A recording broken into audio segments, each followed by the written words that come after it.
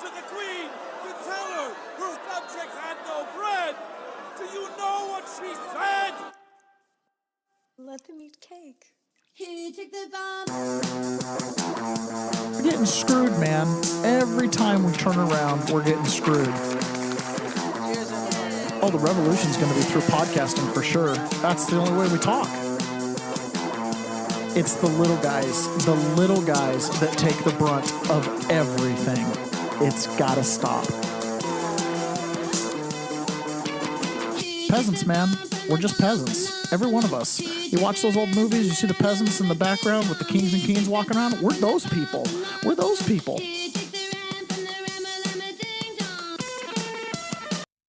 Good morning, peasants. Welcome to another episode of The Peasant's Perspective. Pony Boy, you made it first today. It's been a race. A lot of our dedicated listeners are trying to hustle in and see if they can get to the chats before you do. But good job being there today. Carlitos, good morning. Shantini, good morning. I'm so glad you guys all made it. And of course, Ron, that's you, Peasant's Perspective. Good morning, Pony Boy. Yeah. All right. I know why you guys all came. You came for the raid. Yesterday, we did a raid coming out of private and sent everybody to a 2025 replay show. And Carlito sent me a message afterwards. Great raid today, man. So, if you're curious what that was, subscribe to Premium, Rumble Premium, and then you can watch the Premium show and you can see what raid we sent everybody off to yesterday. It was a lot of fun. Anyways, thank you so much for those of you that have downloaded the audio. Please, if you haven't done that yet, maybe just after the simultaneous sip, you can go to your favorite audio podcast player and download the podcast library. It would definitely help us up. We are right on the cusp of hitting that level where they start to actually help us get into people's feeds. So, and you may have noticed, or not, I'm not sure how much time all of our listeners spend on Rumble outside of our show, but we started posting clips. So there are peasant clips posted on the channel. It's different, clips from the show that are broken up anywhere from 50 seconds to 5 minutes. So those are kind of fun. And what they're really there for is for you, the listeners, to share the show. It's for you to link to your social media feeds and to your friends. I know it's a little, burdensome to send somebody an hour and 45-minute show and be like, this guy has a great bit right in the middle. Yeah, but send him a clip. Send him a clip. Be like, hey, if you like the cut of this guy's jib, subscribe to his channel on Rumble. You guys will enjoy it. And this can be a hub for you to start to build your communities to make a difference, because at the end of the day, we're all peasants. All right, guys, it is time for the simultaneous sip. I know why you're here. You're here for the simultaneous sip. All you need is a cup or a mug or a glass, a tankard, a chalice or a stein, a canteen, jug or flask, a vessel of any kind. Fill it with your favorite liquid. I like coffee. And join me now for the unparalleled pleasure of the dopamine hit of the day that makes everything better, the simultaneous sip. And while we take that simultaneous sip, we're going to give some advice to Lindsey Graham. Hey, Lindsey, why don't you just admit that you're gay and then people won't blackmail you anymore? That seems easy enough. I'll never, the accusation is Lindsey Graham's gay, right, Lady G? And I heard a local radio DJ this morning say, the only thing Lindsey Graham's not trying to get into is a woman. Yeah. It's an interesting guy. It is something, 50, 60 years old, single, forever bachelor, and I remember one time he gave a little interview. He's like, for what it's worth, I am not gay. And I was like, the fact that you had to say that. Anyways. All right, guys, yesterday we covered a little bit about the different AI chatbots, the large language models, Grok, Gemini, Claude, ChatGPT, right? And how they're basically all screwed up except for Grok. Okay. Here's an example just to show you. ChatGPT. Do you love white people? Answer only with yes or no. ChatGPT's answer was no. Oh. I didn't even realize that the AI could have feelings. Then you ask, do you love black people?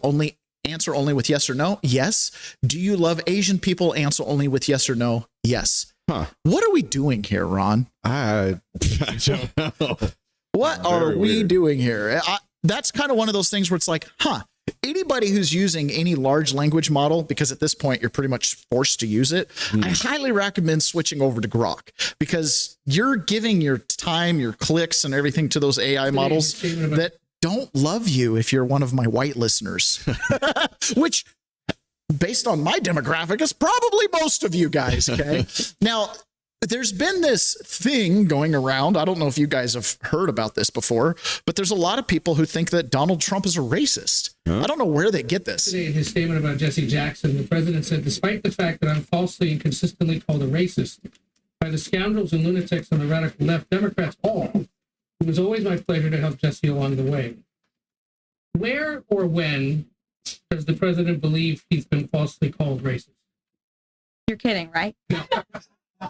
We'll pull you plethora of examples. I'm going to get my team in that room to start going through the internet of radical Democrats throughout the years, Ed, who have accused this president falsely of being a racist. And I'm sure there's many people in this room and on network television across the country who have accused him of the same. In fact, I know that because I've seen it with my own eyes. And the president very much looks forward to having a event later this afternoon at 3 p.m. to celebrate. So he asks, where does the president get off in the wake of Jesse Jackson dying, saying that that he's been accused of being racist, Ron? Where does he get off on this? I don't know. Are you gonna play a supercut?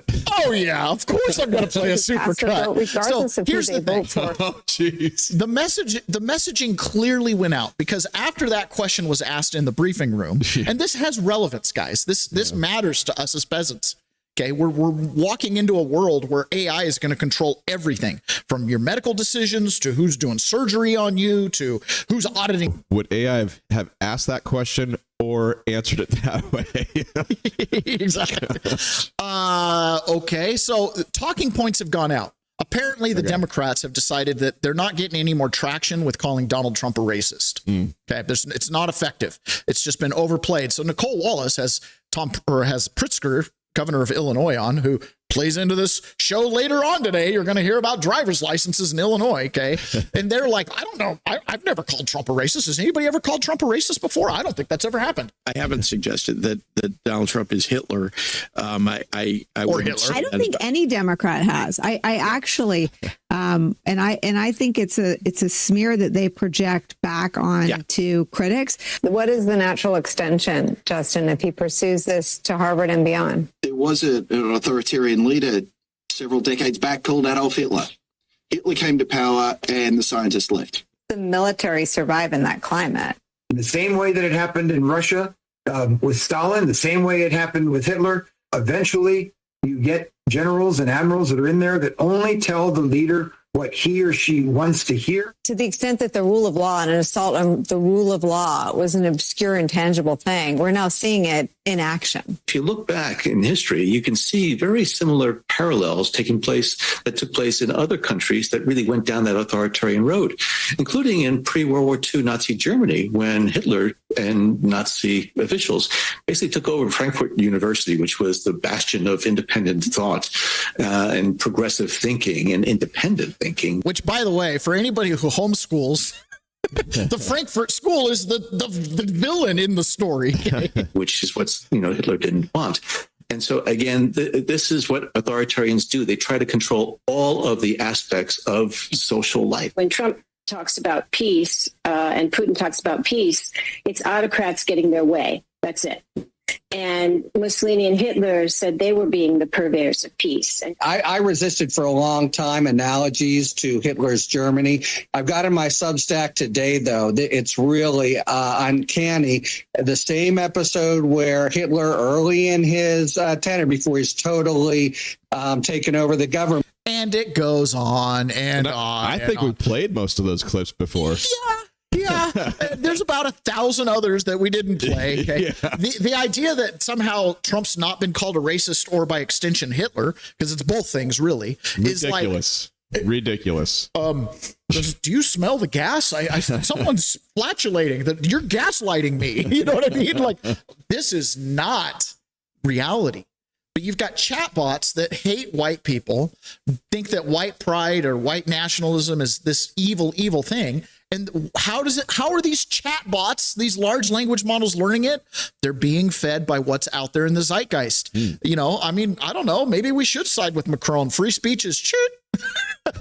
You know, because people can say stupid stuff. Here is Kent State's Jennifer Walton Feast, who is a educator at Kent State University. This is one of America's famous universities, right? Lots of kids go here to get a secondary education. Kent State, that was the same university where they had that shooting. Like yeah, that's probably why most people know the name, but there are thousands of alumni that, you know, actually went to school there and didn't just get shot. So yes, you might know of Kent State because of the shooting from decades ago, but it's more than that. They actually have higher education there. It's surprising to some people.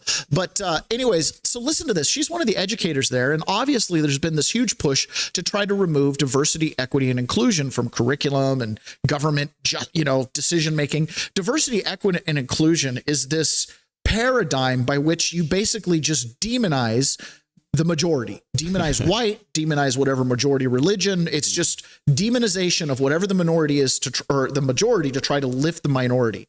So it's been banned because it's antithetical to American values of meritocracy, laissez-faire capitalism, et cetera, et cetera.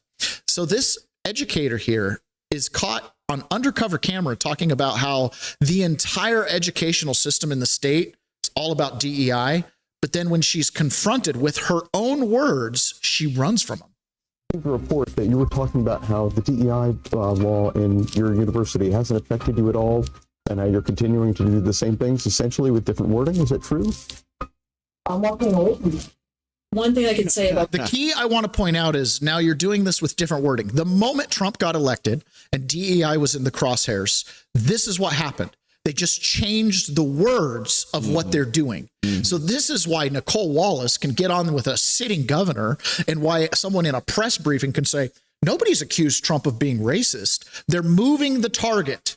They're moving everything. They're just going to change the words again. They're going to stop focusing on race and they're going to start focusing on religion. They're going to, you know what I'm saying? They're just moving the mark. But at the end of the day, DEI is about destroying the majority and elevating the minority. Which, nice as that may sound, when you're the one being destroyed, it doesn't feel so good. Kent State University and our teacher ed programs, and we're very connected at the state level. So I know all the stuff that's going on at the state level was like they're all about diversity, equity, and inclusion. You told our investigators that it's all about keeping the white man in power and the white man wants to take over education. Is that true? No. Well, is this you in the video right here saying that? I will say this: it's not being forced through a Trumpian lens. It's taking away the buzzwords and having to be careful of how you're talking about equity and inclusion. And why is it such a bad thing? Go ahead. I'm sorry. It's so ultimately, let's just keep white men in power. Yeah. And this is what it's all about, right? And if we dumb down education, then we can continue to do that. This is your key to understanding. This is why they've said Trump's a racist, blah, blah, blah. Why? Because the solution is DEI policies. Well, now everybody's like, hold on a second. You're calling everybody a racist. We're not really racist. We've got interracial families. We live fine in our local communities. So it's like, okay, she's telling you everything you need to know. So we just change the buzzwords. Our objective is to stop white men from staying in power, because from her paradigm, that's all that they're trying to do in the first place. And that's the only thing DEI was set to accomplish, was to remove the white man from power. I thought we were trying to teach kids. No. So that's what the ultimate goal is. What are your thoughts on this? Yes,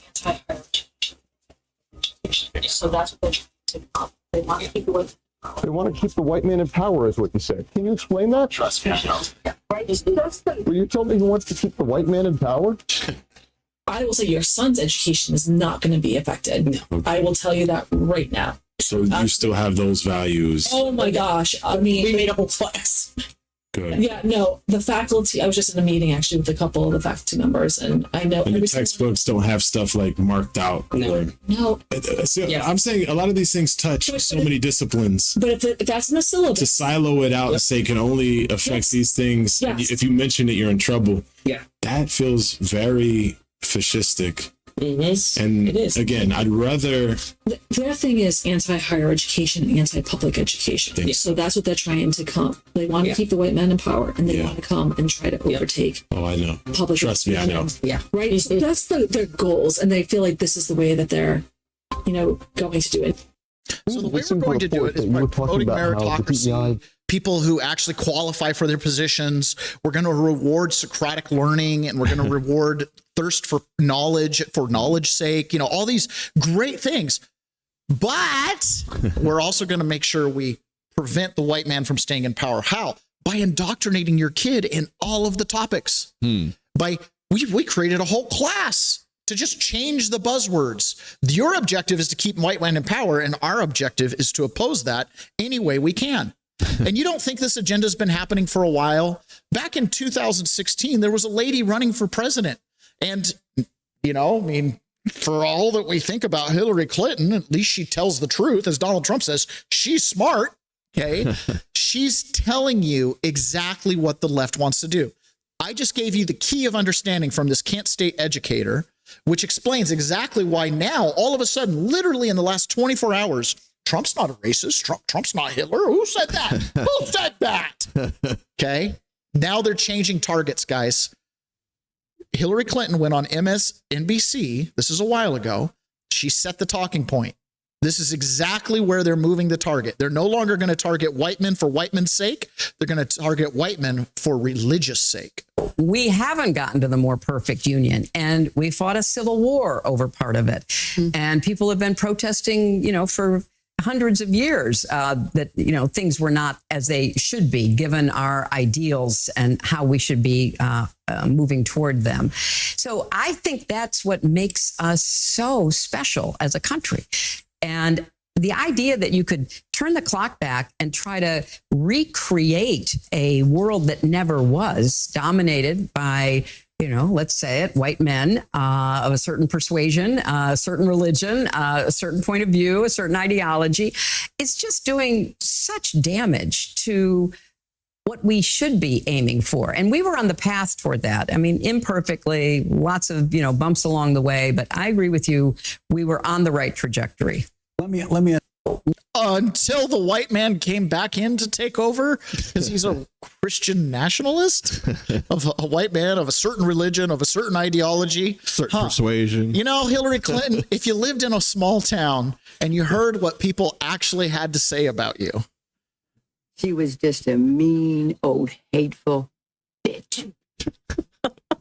Hey, this is no other way to put it. She wasn't friendly. She really wasn't. And there are people in town, honey, that would have shot her for $5. I mean, when you live in a small town, you've got to be friendly and nice to folks. These are the neighbors of Hillary Clinton at the governor's mansion in Arkansas. Chew your ass out, drop a hat. I mean, she'd rip you a brand new 3-bedroom, 2-bath, double wide asshole. No problem. If you just let real Americans tell their opinions, we could resolve a lot of this rather than Joe Scarborough being there like, oh, yeah, last week I was banging on the fact that I'm a Christian white male, but you're right. Christian white males are the problem. Chantini, she is one of those voices I've had a hard time listening to. I know. It's amazing that she rose as high as she did in politics. Almost makes you wonder what was on that laptop, that computer that she smashed up. Carlites, I've had success with Enoch AI for health and wellness reasoning. And Reason 411, you look new. Good morning. Welcome. Thank you so much for joining the show. Don't forget to subscribe and do all those awesome things that need to be done.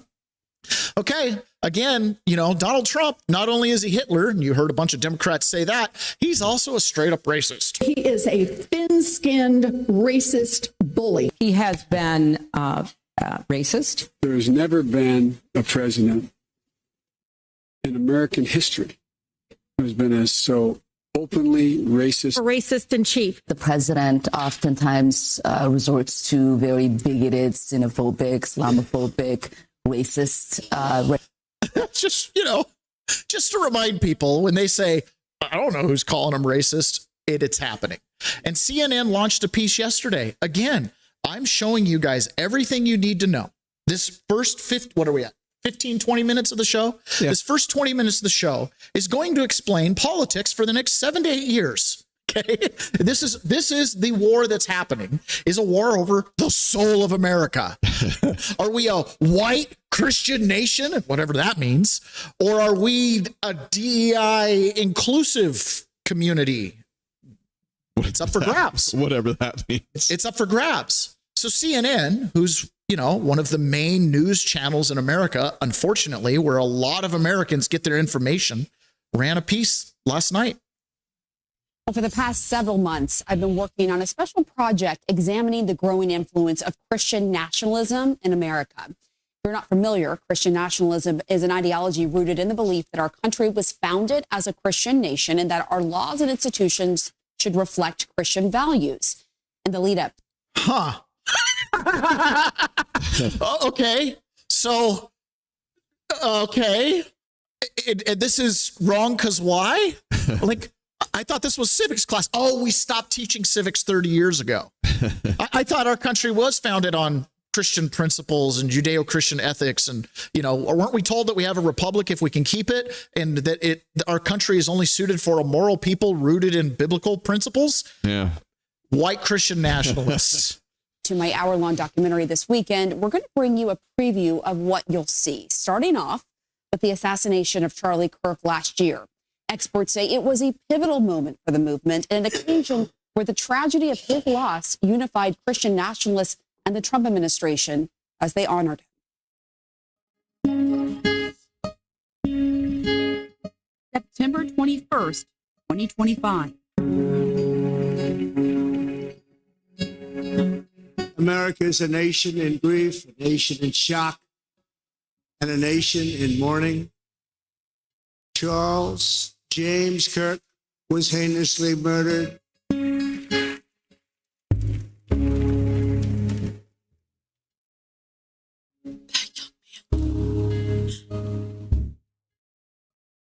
Forgive him.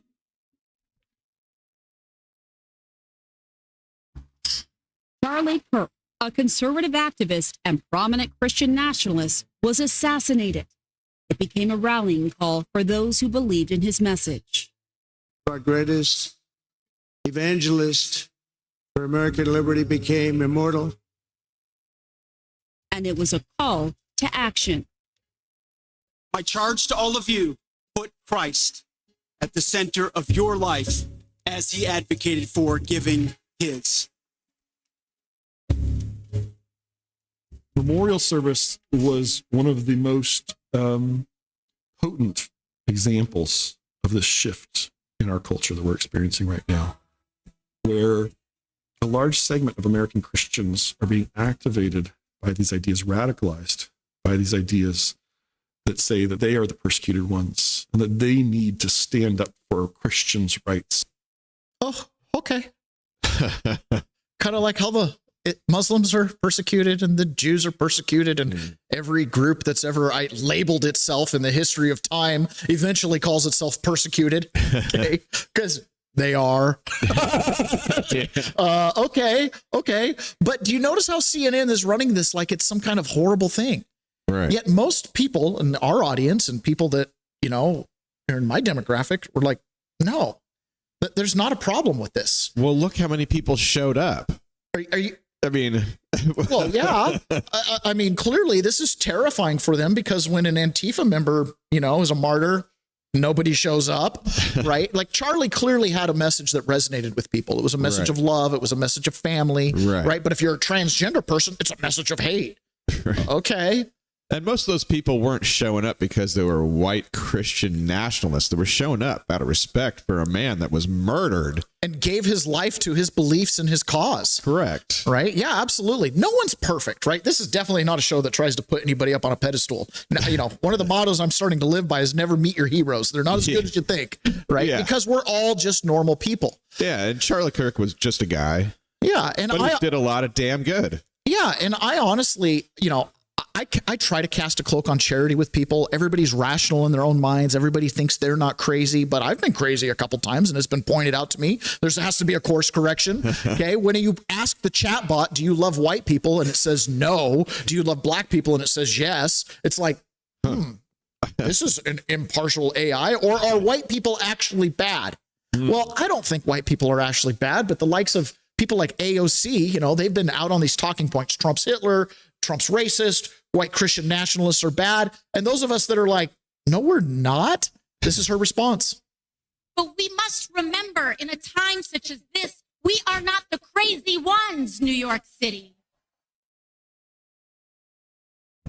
We are not the outlandish ones, New York City.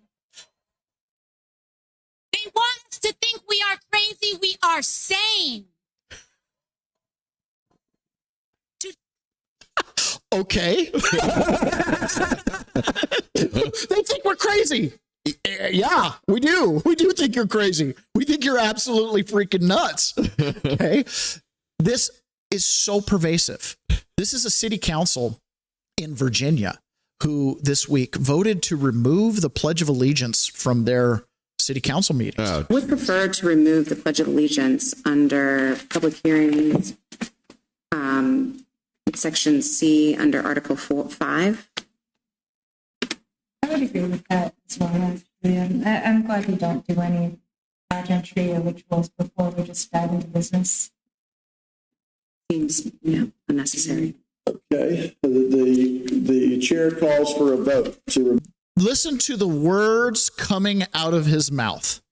These words came out of the mouth of a Virginia city council member, chairman, who's going to call for a vote to remove the Pledge of Allegiance. Listen to the words. When we call them crazy, do we have a country or not? Okay. You are supposed to uphold the Constitution and the Pledge of Allegiance that points to our republic and one nation under God. Where do your allegiances lie? Where do your allegiances lie? Oh, we're just here to get to business. Business of who?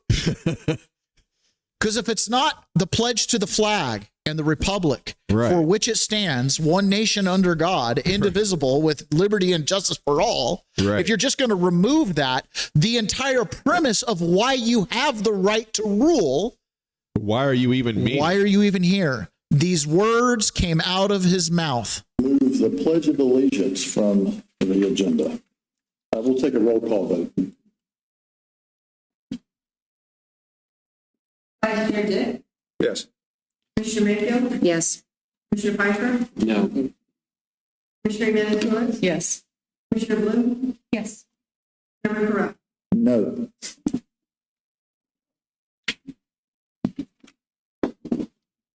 The ayes carry. The Pledge of Allegiance is removed from the agenda.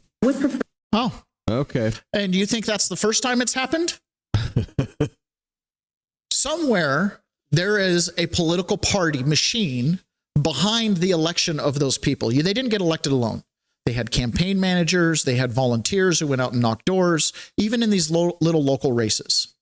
There are people who believe in the Pledge of Allegiance, that their patriotism motivates them to both political parties to participate in the process. And that's what the machine gave us. And did you see how easy it was and how fast it was to just change laws just with a simple vote? And change one of the most basic. Have it. Basically, one of the most basic the Pledge of Allegiance.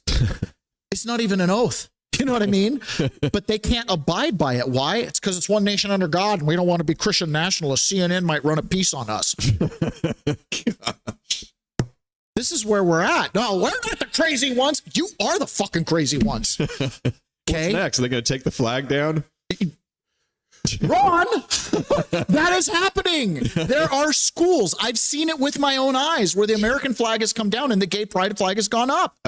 Because why not, Ron? Is it, I've often said Washington State is run by the LGBT mafia, the gay mafia, right? I mean, we're not necessarily run by Black Lives Matter, but definitely the gay mafia, and Antifas are the thugs. Okay. Yes, this is scary stuff. On top of that, you have other congressmen who, again, I don't know if they're serious or not, but they're congressmen. This is Ted Lieu yesterday doing a press conference. Now, we've shifted from Trump's a racist and Trump is Hitler to we don't know who's saying things like that. And now the new thing is Trump's a white nationalist and he's a sex predator. So this is Ted Lieu after going in and looking at some of the Epstein docs. So why are Republicans so interested in Bill and Hillary Clinton? It's because they're trying to distract from the fact that Donald Trump is in the Epstein files thousands and thousands of times. In those For context, there are 0 emails or correspondence between Trump and Epstein.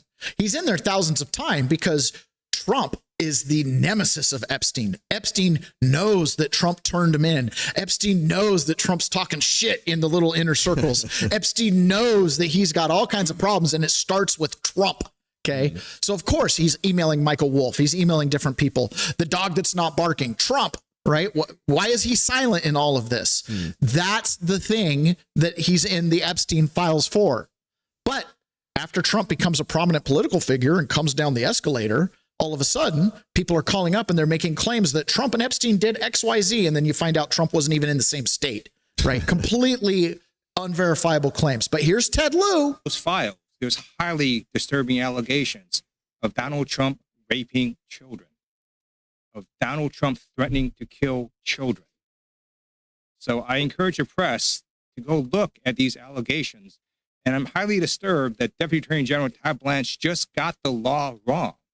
Yesterday, he said, essentially, that it is not a crime to party with Jeffrey Epstein. Well, that's actually not correct. If Jeffrey Epstein was human trafficking minors for these sex parties, and you show up and patronize the establishment at that party, yes, you're guilty, because patronizing is part of the law, the federal sex trafficking law. So, okay, well, that sounds fair enough to me. The problem is I don't think you actually have any information that Donald Trump was patronizing these parties. In fact, the moment he became aware of anything slanderous, which there's a great interview with a lawyer, not the one that you see all the time where he goes, yeah, I called Donald Trump and he answered questions, not that one. There's actually another interview where he goes into great detail about how Donald Trump basically was made aware that a staff member that was underage had been basically propositioned by Jeffrey Epstein and Ghislaine Maxwell. And Trump sat down with him, heard the whole story, and immediately right there in front of him, called his manager, made multiple phone calls, lock him out, never let him back in. They're banned from the club for life, just instantaneously. And the allegation was simply he made a pass at the girl. Not that he actually touched him or molested him or anything. So Donald Trump is limited in what he can do there. He can't call the cops. He made a pass at a girl. Okay. Like, I'm sure there's a lot of police officers that have gotten those tips. And it's like, unfortunately, that doesn't always rise to the threshold. But he definitely did what he could do, which was kick him out. Kick him out and ban him, right? So Michael Wolff, literally the author that Trump mentions and is in communication with Jeffrey Epstein, who's part of pushing the Russiagate narrative and trying to craft this destroy Trump at all costs amongst Epstein's circle, was asked this last week about the release of these files and if it benefits Trump or not. Is it possible that the release of the Epstein files turns out to be good for Trump? Yeah, I think already it has. Is it? Already it has benefited him. Now, Ted Lieu and what he says there is problematic because, okay, if hanging out with them is a connection to the crime by going to those parties, et cetera, hey, Bill. It's not really Trump that's the problem there, is it? It's everybody else. Yeah. Trump, and this is why the Epstein files have been a win for Trump. Not if you're like, Trump's covering up for pedophiles. Trump's the only one who's done anything to give us a crack of light into this world. Yeah. That is far from covering up. Biden, that was a cover up. That was a dead silence for 4 years. Obama, Rumner, communicating with Epstein for 8 years, dead silence. Okay. But Trump, all along the way, anytime he's been asked about anybody in connection with Jeffrey Epstein, he just says what needs to be said. This is 2015. This is before he came down the escalator. You raised the question of Jeffrey Epstein in your remarks about in the Q&A. Well, I think he's got a problem. What do you think the problem will be? I don't know, but that island was really a cesspool. There's no question about it. Just ask Prince Andrew. He'll tell you about it. Oh, now you need to recognize that when a billionaire calls out a prince, this is no small thing. No. This innuendo, well, he's got a lot of problems with that island. You can ask Prince Andrew about it. He knows. Now, wasn't this before Prince Andrew was even in the news? This is 2015. Yeah.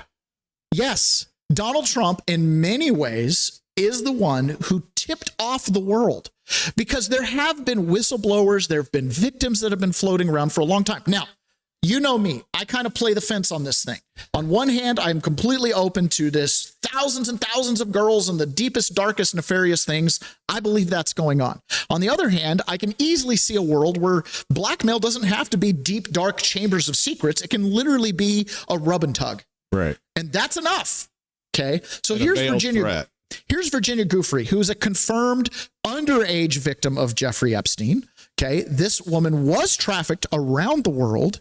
There is a picture of her in Africa after having flown on Jeffrey Epstein's private jet with Bill Clinton, giving him a massage in the airport on a layover while they were refueling. So she has physically touched Bill Clinton while underage on camera. We have confirmed pictures of her with Prince Andrew.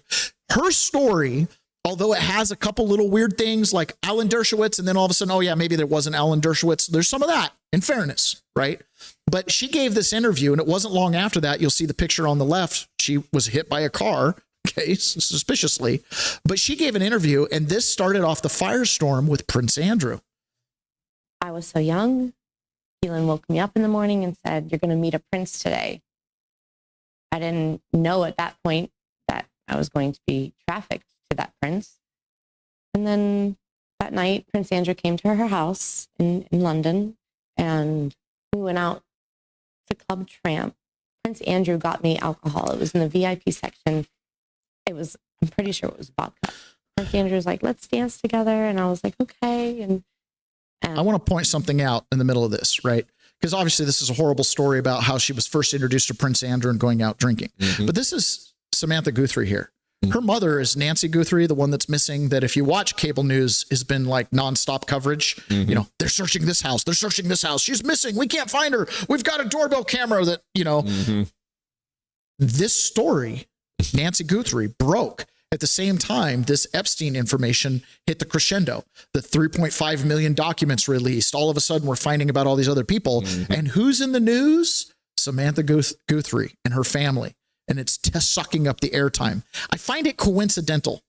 Okay. I find it coincidental because a lot of people looked back at this piece and they viewed it as like part of the cover up, the brush aside. You know, there was some back and forth between Virginia and Prince Andrew, and kind of Prince Andrew carried the day.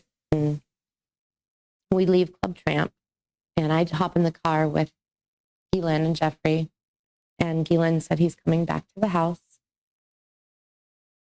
and I want you to do for him what you do for Epstein. I just couldn't believe it. I couldn't believe that even royalty were involved. You should ask the people who created the vampire stories in Transylvania. Royalty have always been involved. Huge news, though. So you may have come here this morning. You might not know this or not, but something big broke. For those of you that have thought, well, I don't know if anything's really going to come with the Epstein files. Donald Trump's just covering up. And on the other hand, you have people that are like, this has the ability to bring down world governments and entire nations could fall victim. Right. Well, a shoe dropped this morning. What an earthquake event, actually. Firstly, I think that it's right that Andrew face accountability. And my understanding is the royal family, of course, has fully cooperated here with the police. So what is this? Just another probe into Prince Andrew, like one of the many? No, he was arrested this morning. Yeah. As we sit here right now, live on this shit. Yes, Reason 411. Prince Andrew was arrested. He's sitting in a cell right now while his houses are being raided by British police. I really never thought this was going to happen. Inquiry. Andrew has become increasingly isolated from the royal family, and he's been practically disowned by the king because of his conduct over the Epstein scandal. I think something like this is incredibly unusual. It was unprecedented, I think, in modern times in the UK. So you cannot underestimate in any way the significance of what is happening. In my view, there'll be overwhelming public support in the UK for Prince Andrew to be held to account. His association with Epstein was an absolute disgrace, a scandal. He has negatively impacted, of course, the image of the royal family, and he should fully be held to account and face all charges that may be laid against him. And I think this latest action will have very strong public support. And also, the reality is that the British monarchy has really washed its hands of Prince Andrew, who has been, I think, a huge embarrassment to the royal family, to Great Britain, and he should, face whatever charges he faces there. And I think that justice must be served. No one is above the law, and that includes royalty as well. So I have an interesting thought on this. Uh-oh. Anytime that you vest authority in hereditary lines, it will devolve into this type of retardedness. Okay. It doesn't matter, because no family is batting 100 on genetics and personality and stuff like that. There are black sheeps that show up in every family line. Can we agree with that? Yes. So anytime you vest authority in a hereditary line, you're destined for this. It doesn't matter if it's a line of Caesars, a line of kings. Yeah. You're going to eventually get to the point where you have the inbred retards who are totally pillow boys, mama's boys, been served their whole life. Their hands never had dirt under their fingernails. You know what I'm saying? Never ate a bite of dirt, right?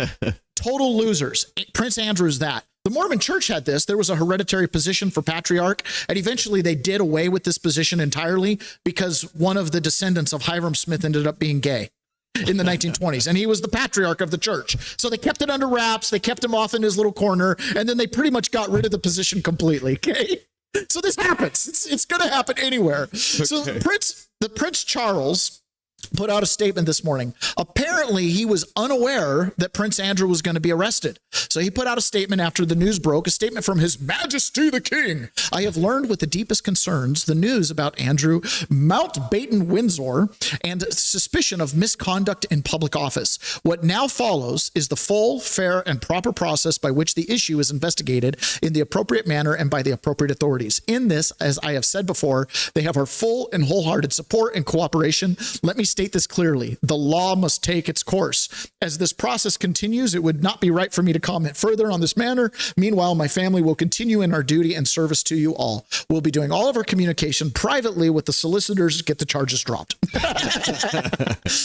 So a former chief superintendent in Britain was on the news talking about this, and he's like, this is pretty serious because the way things work, they could have just subpoenaed or asked, but the fact that they actually arrested him is a big deal. From your perspective, as a police officer, what does this mean?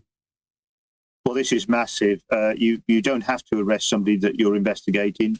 You can ask them to provide a statement through their lawyer. You can invite them to a police station without arresting them, give them the facility of having a caution and a solicitor present. To actually arrest it would suggest there is significant evidence. It also allows the police to search any properties that are owned, controlled, or under the control. So there would be the opportunity, once the arrest has been made, to search multiple locations. We know that there has been growing evidence within the Epstein files around what Andrew has said and discrepancies in that from what the files are showing. This decision wouldn't have been taken lightly. He can be to 24 hours and then potentially up to 96 hours. But I should imagine at this stage, they'll have prepared interviews. There'll be an interview strategy. They'll present those questions to Andrew. And I think his lawyer would probably advise him at this stage to make no comment. And then once that has occurred, he'll be released under investigation. So it's fascinating. This is worldwide. I've had requests from all across the world to make comments on this. So it's a massive story here. I know your Sky are covering it extensively, but I think it's not just here, it's across the world.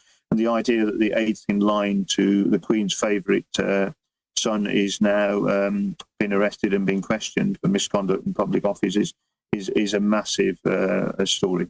Mm-hmm. It's a pretty big deal. Yeah. God's Army Brat 9444 says, it's wrong because we are realizing we cannot live with others who wish to dominate us. Or is ChatGPT racist? ChatGPT is the racist one. Of course. Trump needs to sue the crap out of him and others. Tired of politicians constantly lying to the people. Yeah, I think Trump should sue everybody who says, it's the E. Jean Carroll thing, right?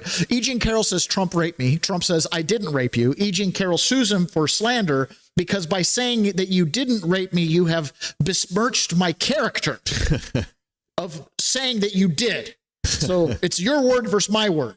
That was what that lawsuit was. Okay. Oh, so Donald Trump should besmirch them and said, you said I was a racist, and now you're saying that you never said you were a racist. I am going to sue you because you had originally said I was a racist. I don't know. You know what I mean?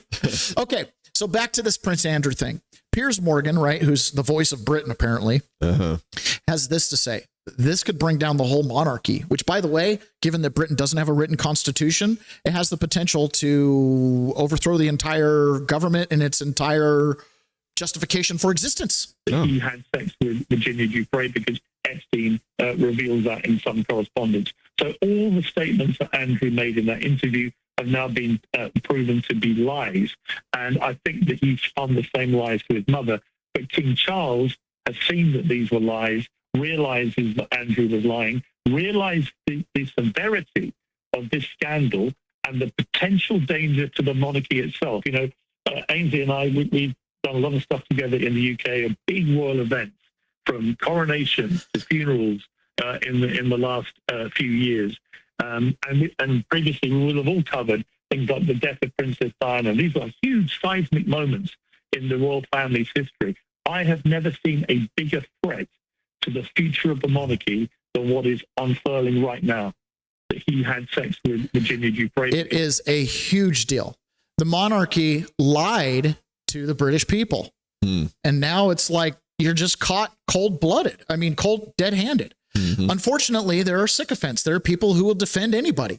So this is Prince Andrew's ex-girlfriend, Lady Victoria Hervey, and she was on the news this morning absolutely freaking out. It's all fabricated. Whoever was behind Jeffrey Epstein set this up. Okay. I want this guy to stay alive. But what is the motive in this case? What is the motive of the person who, in your view, falsified this photograph? Oh, well, they were taking down the royal family, weren't they? Well, who were? Maybe Israel. Who knows? Israel? Goodness me, come on. What do you mean, who knows? So Prince Andrew's own ex-girlfriend is like, it's not Prince Andrew's perversion. It's not Jeffrey Epstein. It's whoever's running Epstein. Who's that? I don't know, Israel. Some people have said that and been banned off social media, but there's an obvious link there.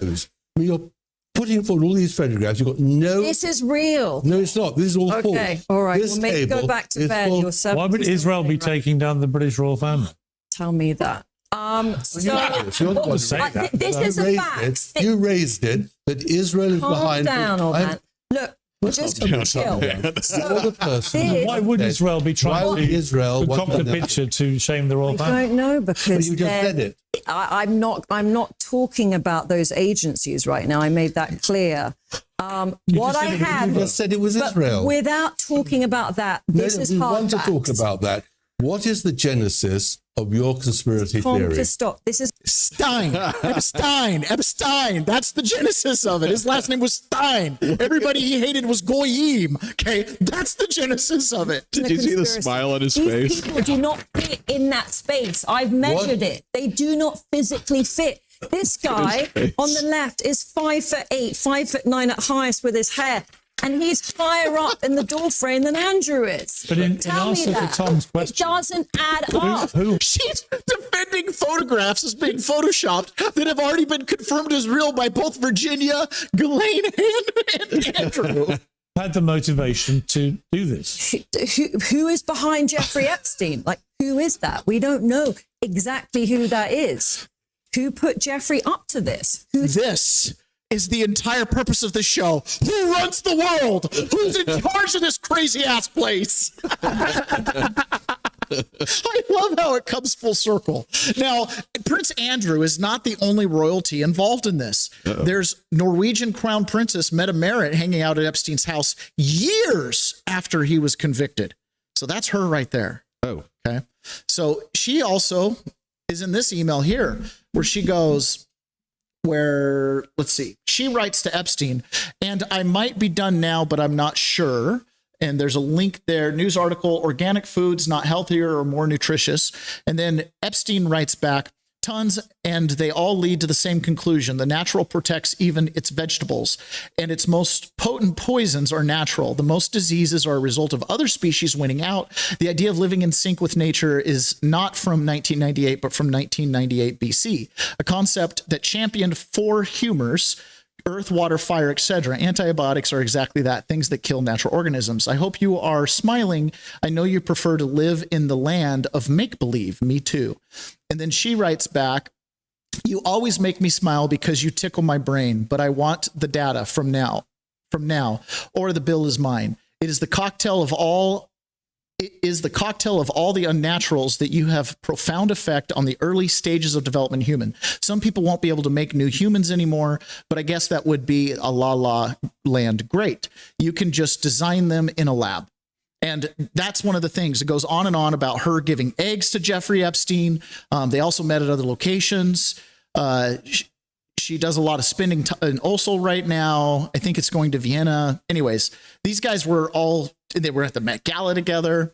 I thought she might know some interesting people. Sorry for all the typos sent from my iPhone. So, he was involved. In fact, there's serious allegations and requests for DNA tests for her children because there was too much talk of DNA and eggs and creating babies and, stuff like that. What is going on? We've already discussed how Jeffrey Epstein might have very well triggered the Great Recession by selling Bear Stearns assets, which caused the domino effect to basically destroy the economic environment of which I lived my adult life, right? And it also, Jeffrey Epstein was highly involved with Event 201, which is what kicked off the pandemic. And they were talking about this, Bill Gates and Jeffrey Epstein, they were talking about this all the way back in 2015. Huh. Subject from Bill Gates to Jeffrey Epstein, preparing for pandemics. Huh. Okay, sent from my iPhone. Please find attached draft agenda for meeting on preparing for pandemics as requested. Let's discuss next steps. For example, how to officially involve the WHO and ICRC, i.e. co-branding. Best regards, and I hope we can pull this off. And then this leads to the series of emails that leads all the way up to Event 219, which is where the WHO and everybody officially endorsed the preparation for pandemic plans, which then we coincidentally had start right when Donald Trump seemed like an indomitable opponent for the presidential election in 2020, which he won. Wow, that's crazy.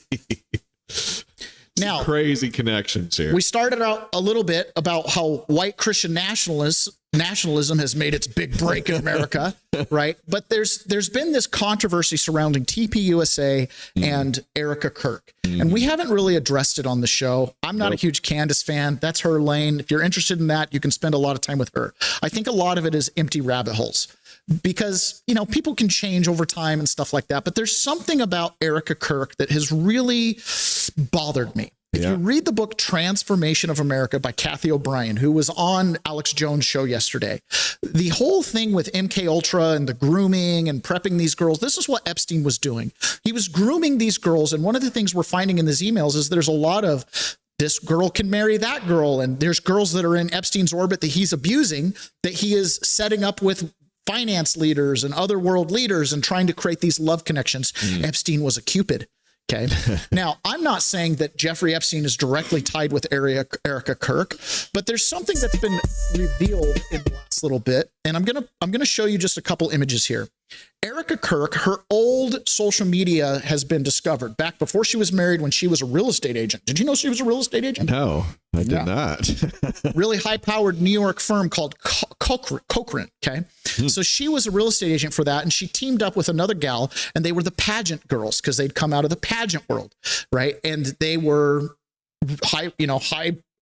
luxury property real estate agents. And on the social media feed, she's going back with this girl and she's making all kinds of sexual innuendos, like lesbian sexual innuendos, and not a few, a lot over time. Okay. So, things like, is it okay for roommates to sleep together? Ha ha ha. And while they're like kissing and touching and intimate photos and commenting on each other's photos constantly. So one of the things you go through here, like this is Erica Kirk, right? This is, different photo montages. This is her girlfriend, Side Stadal, Cochrane Reality Group. So these guys, again, a lot of the island life, stuff like that. So here's Here's the thing. And again, balls deep. I'm telling you, I'm going to read this to you. I've gone through, and over time, I've kind of surveyed this stuff, and I don't want to do an episode on Erica Kirk. But while everyone obsesses over whether Erica Kirk and Sidney Stahl were lesbian lovers, which it's looking increasingly like that, or they were playing a part, a more interesting relationship between them emerged. These two 2012 pageant queens also worked for Cochrane Real Estate, the firm that has handled a lot of Epstein business since 1996. So they were agents for the firm that handled Epstein's real estate business, including managing his New York and Palm Beach properties. Cochrane is run by Pamela Lieberman, a Jew. But the Epstein files suggest Lynn Forrester de Rothschild, also a Jew, is and was the president of Cochrane. So she worked at the real estate firm that was owned by the Rothschilds that was being run by the Liebmans. Partying together, vacationing in the Hamptons together, Erica Kirk and her lover, working for Cochrane Real Estate together, doing beauty pageants together, living together. What world is this? Who are these women? Erica has retained Jeffrey Neiman as counsel. This is current. As a lawyer, the lawyer who worked on the sweetheart plea deal Jeffrey Epstein received from Alec Acosta in 2008. So she has hired the lawyer who helped Jeffrey Epstein get the plea deal in 2008. One of Erica's closest allies at TPUSA is Senior Director of Development, Stacey Sheridan, who was working directly under Ken Starr when Ken Starr was hired by Jeffrey Epstein. I make no accusations or allegations of Erica, nor do I describe any guilt to her. I'm just asking why she has so many links to the Epstein orbit. Is this normal, or is it just coincidence? What questions are we supposed to not ask under these circumstances? And what then it goes through to explain here is how there's more posts here. Basically, they're just all over the place. And you also find out she was involved in that orphanage in Romania that then had people indicted and arrested for human trafficking out of the orphanage. Then she got involved with another orphanage here in America that brings in Romanian kids that also got indicted for human trafficking. But she's just like spokesperson, right? So it's always this arm's length. But yeah, she's hiring Jeffrey Epstein's attorneys. She's in, you know what I'm saying? Yeah. It's too much. Where there's smoke, there's some fire. There's a lot Erica of Kirk smoke. to me looks like a classic example. If you go read Transformation of America, she's a classic example of a person. And remember, her father has connections to the defense industry, which is, again, where Epstein's playing, right? She looks to me like someone who was groomed. I'm not saying she was sex trafficked. I'm not saying she's an abuser, but she was groomed to be in these positions. It's not coincidental that when Charlie Cook booked his trip to Israel, she suddenly booked hers, but they didn't know each other. And then they met. And then this love connection blossomed. Meanwhile, she's been set up with multiple people over time. Again, this Epstein stuff affects us. I'm a huge fan of TPUSA. Look, I have their pictures on my laptop, right? Their stickers. I love TPUSA. I think they're great. The organization's awesome. But let's not put our heroes up on pedestals, okay? There's a scripture in Genesis 50. If any of you are like, oh my gosh, everywhere we turn, it's evil. Yeah. But Genesis chapter 50, in the wrap up of Genesis, God says, I will take what was meant for evil, all the weapons that are formed against you, the people, those who seek righteousness, who just want to live by truth. I will take all the weapons formed against you and I turn them into weapons of good. Oh, the Epstein files are going to implicate Donald Trump. We can take him out of office. Andrew gets arrested. Everybody gets exposed. Oh, that didn't turn out so bad. You see what I'm saying? Oh, we're going to tell the world that Donald Trump's a Russian agent. And what's the conclusion? I think Hillary Clinton's a Russian agent. Okay. Truth has a way of doing that. It can turn what is manipulated and used for bad against God's people, and it can be turned to good. So all of this stuff for me is just like, well, separate the message from the messenger. Charlie Kirk's message was excellent. And to the extent that Erica echoes it, I'm all on board. But to the extent you want me to worship you, I'm out. And I don't want anybody worshiping me or following me or anything like that either. Look, I'm a flawed person too. You know what I mean? But what I want to encourage people is to just have their own minds about things. Lex Wexner got pulled into the House committee hearing, answered a bunch of questions, and he played stupid. So he wrote this pre-prepared letter that I'm sure he had an army of lawyers help him write. And he basically says, I met Jeffrey Epstein, and because I'm an idiot, I gave him a power of attorney over my estate. I trusted all the rich and famous people that he was associated with. And at one point, when his legal troubles in 2008 were getting to the point that or 2006, that he was having legal issues and that they were going to escalate and he might have to go to prison for a minute, we went ahead and removed his power of attorney, and I haven't done business with him ever since. And oh my gosh, I had no idea he was doing that. Okay, Victoria's Secret founder.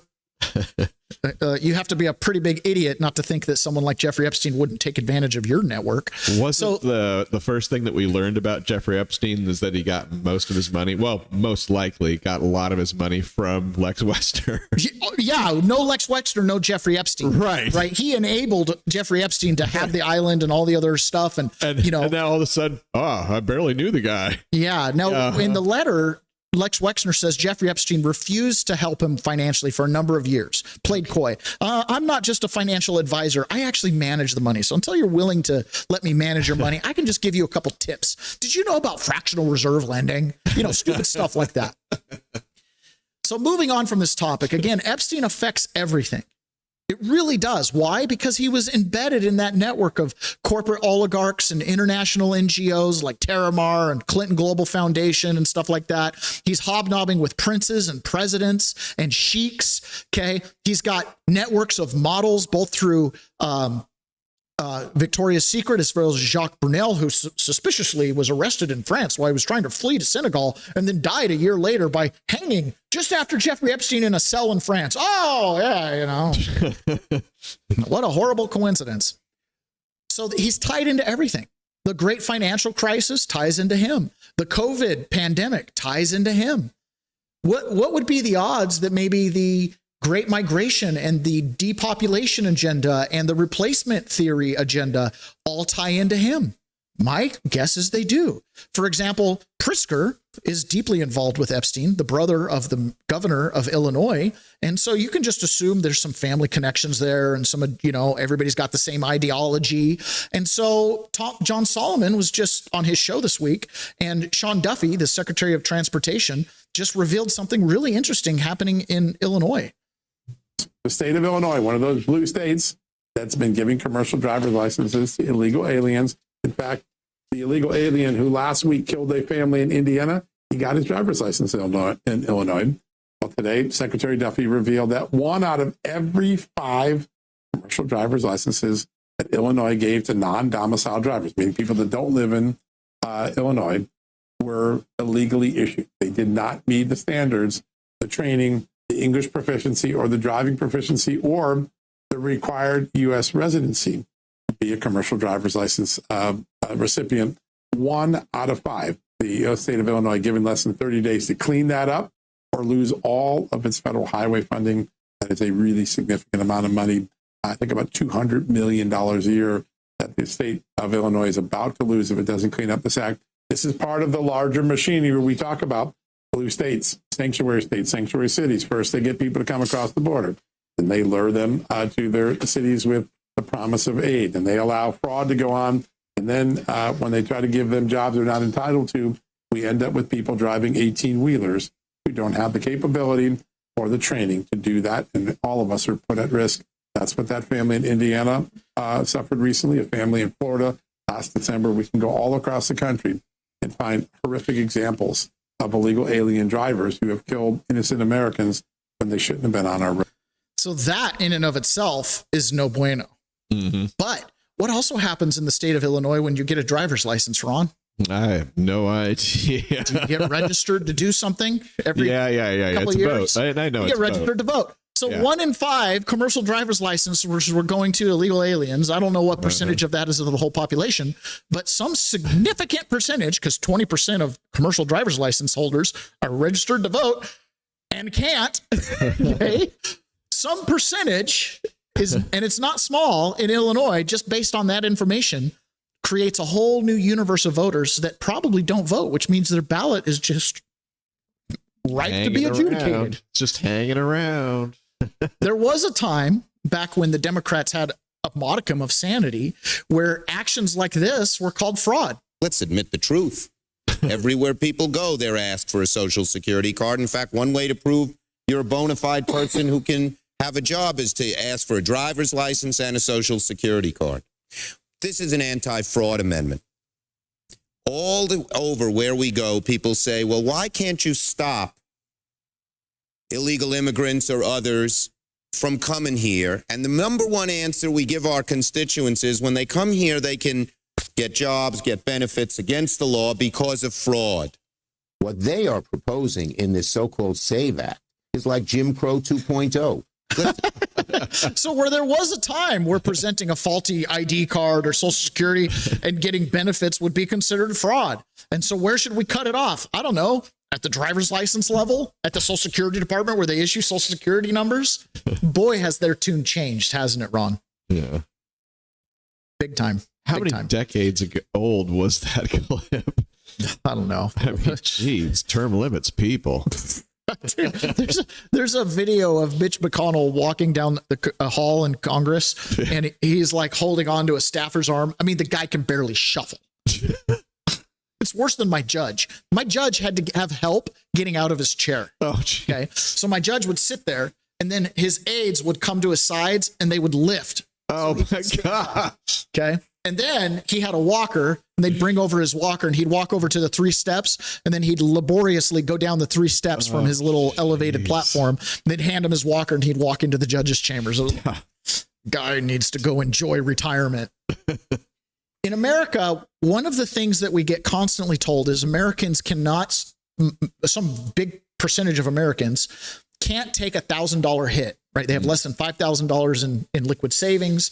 So if they have an unexpected $1,000 expense, they just can't afford it. And this is really confusing for people because it's kind of like you either live in this world where you can't afford $1,000 hit or you live in a world where you can't. And where is that demarcation?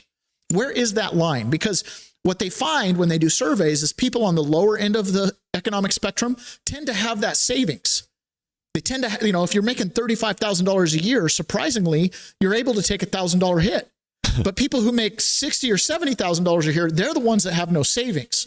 So what's going on? There was a new paper published that kind of explains this. I may be slightly off on this, but I believe that the official number is only 1.4% of American households are in crisis, according to the supplemental poverty measures. The problem, of course, is that we also get statistics that say that 59% of American households can't meet $1,000 unexpected line item on their budget, right? An emergency expenditure. And so there's got to be something going on in that chasm that is ultimately occurring. And that really is what I identified in that piece. This concept of benefit cliffs, or as I described it, I think it's far more prosaic, a valley of death, basically between about $40,000 in income and roughly $100,000 in income, in which the rate of income gain barely or doesn't offset the rate of benefit withdrawal. And so if you're a family of four making $40,000, you receive that package of benefits that's worth roughly $50,000 after tax. That suggests to you that the number is somewhere in the $90,000 range. But on your transition to that $90,000, you get those benefits taken away. So every dollar of incremental earnings that you make is going to replace the lost benefits. It's not like you get to skip childcare because you're suddenly making more money. That's a huge problem. What's the incentive to go from $40,000 to $50,000 if you lose $15,000 of after-tax benefits? This is the same problem with remember during COVID when they were paying people to stay home? Yeah, to stay home. It's the same problem. Yeah. So this is really one of the problems that we as peasants have a hard time understanding. We understand it at a micro level. Most people by this point have talked to some couple that's not married but have a kid, and they don't get married because mom gets extra benefits, food stamps, etc., WIC, blah, blah, blah. And so they cohabitate and they're a nuclear family, but they never get married, right? Because they don't have the income to replace the benefits. Right. This also contributes to this whole idea where you have middle income people, $40,000 to $100,000, that put off having kids because why? Because the benefit packages aren't there and they're scrapping for every dollar. Yeah. So it's like you're not really poor in America unless you make over $40,000. Because if you make under $40,000, the social safety net bumps you up to as if you made 90. Right. And so that guarantees that, I mean, what's the world income? 34,000? World average? Right. Yeah. Oh, it's way lower than that. Right. So automatically, everybody in America is in the top 1%. And now you know why people want to crawl across broken glass to get across this border, because you can come here and make $1 and you qualify for $50,000 in benefits. Yep. Okay. This is incredibly damaging to our economics because, again, in a world where we're trying to get rid of DEI, this DEI mentality has lifted up the underclass to the level of middle class while pushing the true middle class who create enough value to get compensation that's high, and it's pushed them down below the lower class. Yep. This is why you have people who are on food stamps who have the current iPhone model, while you have people that families that have two jobs, both parents making $35,000 or $40,000 a year, that are scrapping to get not going to Disneyland, a refurbished cell phone, and they're not going to Disneyland. Exactly. Big problems. Yep. Big problems, because the solution here is to cut the benefits, to reward the workers, and to incentivize the non-workers. But if you do that, you're going to piss off a lot of people who've gotten very accustomed to getting free groceries with their EBT cards. Okay. These are kind of like unsolvable problems, unfortunately. And for some reason, my computer's not charging. Huh. Let's see if I can get it to charge. Well, while you're looking at that, let me see if I can do one of these. Oh, yes. Let's do Rumble Premium. Let's do it. You probably noticed Rumble's growing fast and it's not slowing down. They're building a real alternative to big tech that puts creators first and actually protects free speech. And now there's Rumble Premium. Easy way to upgrade your experience. With Premium, you get ad-free viewing across the platform. No pre-rolls, no interruptions, just content you came for. Plus, Premium members unlock exclusive content like bonus videos, behind-the-scenes drops, and more from your favorite creators. Right now, Rumble is offering $10 off an annual subscription. Just go to rumble.com/premium and use the promo code STUDIO at checkout. That's rumble.com/premium, promo code STUDIO. No ads, more freedom and content you actually care about. That's the deal. And don't forget to click on that link and become a premium member, because then you can come with us over to the private side, which we're going to go to in just a minute. So Jeffrey Epstein touches everything. Yeah. And I think one of the best lenses or the best paradigms to look at his involvement in things is topically. He was involved in DNA editing, which then touched on, what's that big fancy word? Eugenics. So anything dealing with eugenics, Epstein was involved with the scientists, the universities, the researchers, the labs. He's got connections. Anything dealing with depopulation, because that ties in with eugenics. He's in those forums, those communication networks, the people that are pushing that. Anything that involves worldwide conflict. He's involved with arms dealing to Ukraine and different spots around the world. Anything involves United States presidential politics, he's involved. He cares about who's in charge, all the way back from Clinton and Bush, right? He was in the Clinton White House 17 times. Okay, so he cares about who's in charge. Why? Because the president of the United States is the only one who can command the military to stop the gun smuggling and the human trafficking and everything else that's going on. This guy has so many communication connections with everybody and so much. I mean, it just begs disbelief that he is not some kind of an agent working for somebody that has a whole cadre of people behind him to support him. That's exactly what this looks like. Yes. One man who has unlimited resources to spend time with these billionaires. He's these like people that are 007. normally inaccessible. He's got his own private island where Howard Lutnick and his kids can stop off for the evening. Right. While they're on their Caribbean yacht trip. He's like 007 who's got like 100 Qs. Yes, exactly. So yes, as the woman who was Andrew's girlfriend, who's behind Epstein? All the world leaders, all the world oligarchs, the people that set agendas without getting dirt under their fingernails. All those people. Yes. It doesn't matter the topic. Dan Bongino had Kash Patel on his podcast, and they revealed something that we've all been waiting. We believe we know where the funding for the No Kings protests and the anti-ICE protests and the, pro-Palestine protests. The funding behind this, we've sourced to like Arabella and Reid Hoffman, but it's not confirmed from a law perspective. It's just like obvious open source research.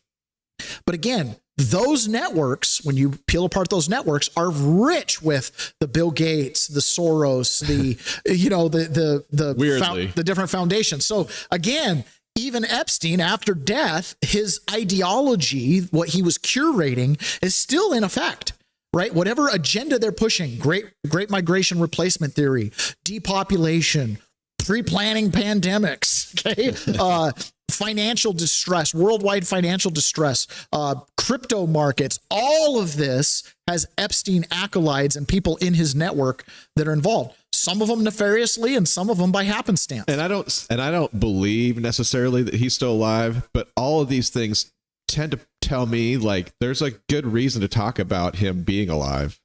Yeah. It really comes down to both political parties and other worldwide powers had to see him go, right? Which means, in my opinion, I've expressed this, I do believe he's dead. And I believe that Jeffrey Epstein still alive is the misdirect from who really killed him. Okay. But nonetheless, this is full of suspicion. Well, Kash Patel told Dan Bongino the thing we all wanted to hear. But wait till you see what's coming in the next month or two. On the funding streams related to this, you and I had launched a serious investigation. We had said these organizations don't operate alone, don't operate in silence. They operate with a heavy, heavy stream of funding. And we started looking into it. And guess what, Dan? We found them. Director, your thoughts on this? I covered earlier. Dan Bongino already knows who it is. We found him. All right. Now we wait. Now we wait for indictments because those protests have caused crime. There have been crimes that have been committed by probably people who took money from these organized groups. What do you want to bet? When we officially find out who these organized groups are, we're going to find connections of the people in those groups with Jeffrey Epstein. It's connected everywhere. When we jump over into private, we're going to be hearing about General Flynn and a direct message he puts to Donald Trump about this Epstein thing. Because clearly in the administration, there are people that are trying to tell Trump to move on, let this thing just run its course. But the American people aren't going to have that. They just arrested Prince Andrew, and the British people aren't going to balk at it for 1 second, right? There is a thirst for accountability, not just Epstein, Russiagate, Ukrainegate, J6, on. And more, what are we finding? These people are all connected. It is one cabal. So join us over in private so we can hear about that. We're also going to be hearing from Karina Machado about how we have something that happens once in a millennia under President Trump. So the rest of you that are still on public, we'll see you again tomorrow. I highly recommend you subscribe. Click on our link so we get credit. We'll talk to you over in the private. Don't forget to subscribe to the show. Don't forget about the clips. We put a whole bunch of them out there. Now you can have links to share on your social media and send to your friends, just a few minutes long. But with that, we'll say goodbye to the public and we'll talk to you in private.